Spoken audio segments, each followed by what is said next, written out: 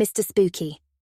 In the heart of the countryside, tucked away behind overgrown hedges and ancient oaks, sat Willowmore Manor, a grand yet crumbling estate that everyone in the neighbouring village knew to be haunted. But what they didn't know was that the manor had a ghostly resident, a demon named Dregory, but he was not as fearsome as the legends claimed.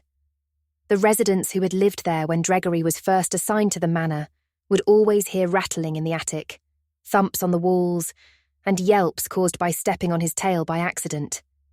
The inhabitants of the manor brushed it off as the raccoon who occupied the empty spaces of the manor. The raccoon was left alone since it didn't harm anyone. Dregory had been assigned to Willowmore Manor centuries ago, during a particularly dull period of the underworld's Dread and Terror division, when they ran out of effective haunters. He was small, with horns that barely poked above his head, and his voice cracked whenever he tried to laugh maniacally. His one truly demonic feature was his long, sweeping tail, but even that had a habit of curling up whenever he felt startled, which, unfortunately for Dregory, was quite often. In fact, poor Dregory had a rather unique problem for a demon. He was hopelessly bad at haunting. The manor was old and filled with all the classic ghostly tools: creaking doors, cold drafts, flickering candle lights, dusty white covers on furniture, and countless mirrors hanging on the walls of the manor that reflected Dregory's spooked expression right back at him. Every time he caught sight of himself, he'd let out a terrified screech, which echoed through the empty halls, making him jump all over again.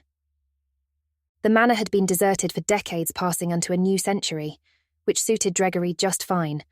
But one evening, he got word from the ghostly gossip channel that a new family was moving in. A young couple and their 2 children. A curious 8-year-old girl named Millie, and a skeptical, serious 12-year-old boy named Arthur. Dregory felt a shiver run down his spine, if demons have spines, but steeled himself. This was his chance to finally impress his superiors and become a terrifying haunt. On the family's first night, Dregory decided to try a classic trick. He hid behind the great velvet curtains in the drawing room, waiting for Millie and Arthur to come in and explore. Since they were children, he thought they would be easy to scare. He planned to jump out and unleash his best boo. Yet, when Millie peeked in, she found Dregory's tail poking out from under the curtain. "Hello? Is someone there?" The sight of her bright-eyed curiosity startled Dregory so much that he let out a high-pitched squeal, causing Millie to step on his tail on accident. He yelped and vanished in a puff of smoke, leaving Millie giggling. "Did you see that, Artie? I'm sorry for stepping on you, little ghost." Arthur raised an eyebrow. Ghosts aren't real, and they don't have tails, Millie. You probably just saw some dust. Embarrassed and determined to prove himself, Dregory regrouped. That night, he hovered by their bedroom doors, rattling a rusty chain that he had found in the basement. The clinking noise echoed in the hall. He chuckled to himself in the most menacing way he could muster. This should scare the little one even more since she stepped on Dregory's tail. But once again, things did not go as planned. Arthur, ever logical, peeked out of his room and shined a flashlight directly at Dregory's face. The sudden brightness made Dregory yelp and cover his eyes, causing the chain to slip from his grasp and tumble down the stairs with a loud crash. Arthur sighed. It's probably just the pipes. Millie, curious, came out of her room to check what that noise was. She sees Dregory with a sad expression on his face. Millie calls to Arthur. "Artie, did you hurt the ghost?" Arthur sighs. No, Millie, the noise came from these old pipes. If there was a ghost here, I think my flashlight would have scared it off by now. Dregory, thoroughly humiliated, slunk back to his favourite hiding spot, the dusty attic. He tried to convince himself that it didn't matter, that scaring people was overrated, but he couldn't shake the feeling that he was a disappointment as a demon. However, Millie wasn't done with her little ghost friend. Over the next few days, she left cookies and little notes with drawings by her bedside, addressed to Mr. Spooky, and even set up tea parties, hoping he might come out of hiding. One evening, Dregory finally gathered enough courage to join Millie. He watched from behind a chair as she poured pretend tea and chatted as if he was sitting across from her. After a moment, he gave a shy wave, his little clawed hand trembling as he poked it out from behind the chair. Millie's eyes lit up. There you are! I knew you'd come! Gregory shuffled over, mumbling. I'm supposed to be scary. Scary? Millie laughed. You're funny. Would you like some tea? So, you're not afraid of me? Well, you look like the gargoyles from the cartoons.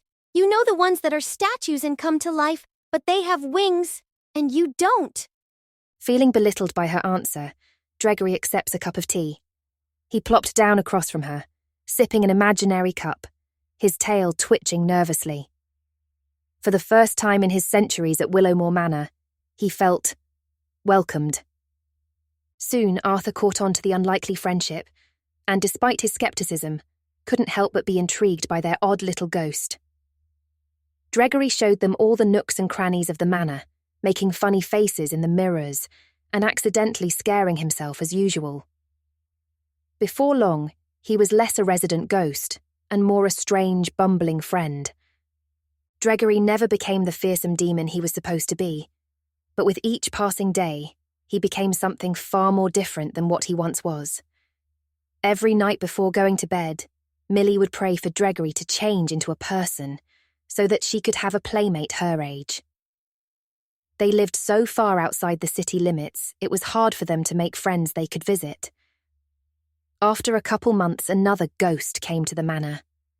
No one had noticed this ghost's presence until one night. After the family went to sleep, Millie had a dream with an angel. Millie shared the events of her dream to her family at breakfast, stating that this beautiful angel came into her room and told her what a courageous little girl she was for being friends with a creature like Gregory, and that she was here to answer Millie's prayer. She said that this angel had come to take Gregory to the Temple of the Skies so he could be reborn again, but this time as a boy, a normal-looking boy, and that one day Millie will be able to see him again and play together. Gregory agreed to this without hesitation. How could he not? Artie and her parents were stunned at first, but more surprised about the vivid details Millie could remember as she told her dream.